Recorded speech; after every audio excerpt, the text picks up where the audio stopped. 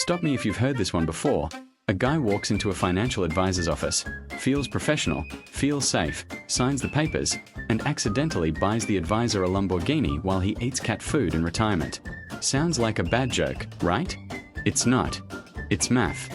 And if you have a financial advisor charging you that standard friendly 1% fee, they aren't managing your money. They are managing your wealth into their own pocket. Today, we are doing the math on why that 1% fee is actually a 30% tax on your future. Here's the problem. We are trained to think 1% is nothing. It's a management fee. It's the cost of doing business. We look at fees the same way we look at a tip at a restaurant. But here's the pattern interrupt. You don't tip your waiter 30% of your entire life savings, do you? The average actively managed fund charges about 1% in fees. But here's what they don't tell you. You pay that fee every single year. In good years, in bad years, in years the market does nothing. It's the financial equivalent of a subscription service where you don't get the product. They just take a cut of your product. Let's look at example 1. Meet Sarah. Sarah is 30 years old. She has $50,000 saved. She hires an advisor who charges 1%. She never adds another dime.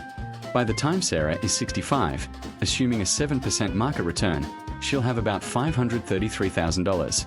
Now meet Mike. Mike is also 30, also has $50,000.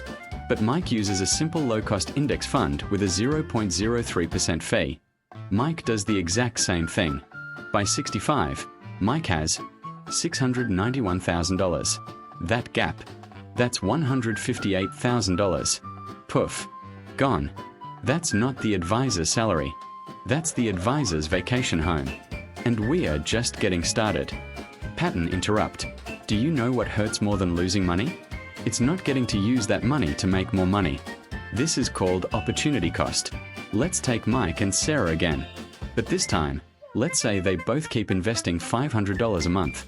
After 30 years, the low-fee Mike has about $850,000. The advisor fee Sarah? About $650,000. That $200,000 difference isn't just lost. Think about what $200,000 actually buys. That's 5 years of freedom. That's a college fund. That's the difference between retiring at 60 and retiring at 67. You aren't just paying a fee. You are trading years of your life for that advisor's new kitchen renovation. Here is where it gets nasty.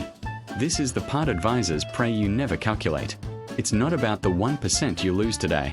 It's about the growth of that 1% over 30 years.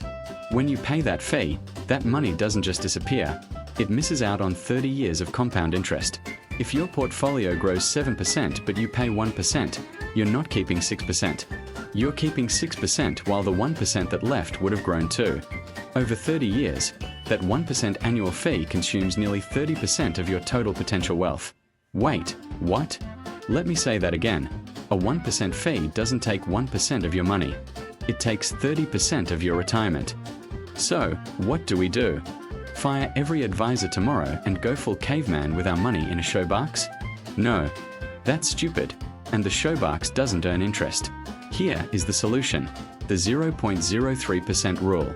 Instead of paying 1% to a human who probably can't beat the market anyway, move your money to low-cost index funds or ETFs. Vanguard, Fidelity, Schwab, they have options that cost nearly nothing. If you absolutely need a human for behavioral coaching to stop you from panic selling during a crash, find a fee-only fiduciary who charges by the hour, not by the percentage. Pay them $2,000 for a financial plan, not 1% of your $2 million portfolio forever. Let's recap, because your retirement depends on it. The 1% fee is small today, massive tomorrow. The examples show it can steal $200,000 or more from your future. The math proves that 1% annually equals a 30% wealth tax over a lifetime. The fix: ditch the percentage-based advisor. Go with low-cost index funds. If you want to see the exact ETFs I use to avoid this trap, check the link in the description. I built a free toolkit there, but I want to hear from you. Have you ever checked what you are paying? Is your advisor charging 1%? Or are you one of the lucky ones paying practically nothing? Drop a 1% in the comments if you just realized you're paying for that Lamborghini. And as always, invest smart, not hard. I'll see you in the next one.